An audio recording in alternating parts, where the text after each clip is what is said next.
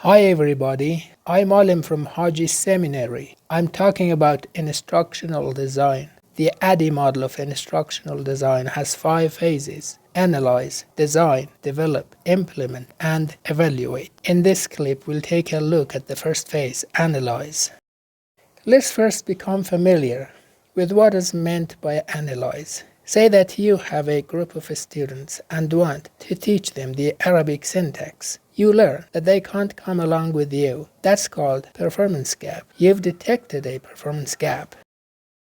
The performance gap makes you wonder what it is due to. You start thinking and searching for some possible reasons. You find out that the situation might be because of their lack of knowledge of the Arabic morphology. The lack of knowledge of morphology is called the probable cause for the performance gap. So far, you've seen the students' shortcomings and found out that the probable reason for the situation is the lack of knowledge. It makes you think of instructing them. This is called the proof of need for an instruction. But what do you think you should teach them? The answer is clear. They need to be taught the Arabic morphology. The Arabic morphology in this case is the instructional goal.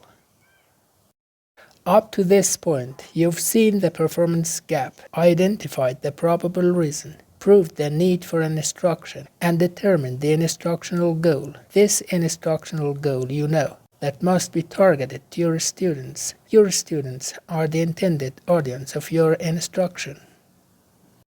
Now, it's the time to think of accomplishing the goal. It requires references, devices, environment, and maybe someone to be responsible for managing the class and giving lectures. These are the resources that you list at this step. In this point, you arrive at deciding the ways to present the required instruction to your audience. Maybe it's a physical face-to-face meeting, a computer-based training, a video lesson, an internet-based learning management system, or a blended way in which 2 or more ways are combined together. Each one of these ways is a potential delivery system for your instruction. So far, you've thought of all 7 items mentioned above. Your instruction designing must start, but where to start it? Where to continue?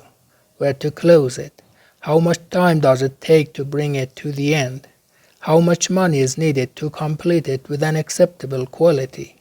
All these questions need consideration. In fact, you need a project management plan. Creating such a plan is the last step in the analysis phase. Explaining the analysis phase in this way brings us up with the conclusion that there are 8 steps to take in the analysis phase: to analyze, validate performance gap, identify probable causes, prove need for an instruction, determine instructional goal, confirm goal's audience, catalog required resources, decide potential delivery systems, and compose a project management plan. The Persian version of the summary of the clip might look like this. That's for now. In the next clip, we'll dig a little deeper into the analysis technical details. Thank you for watching and don't forget to subscribe.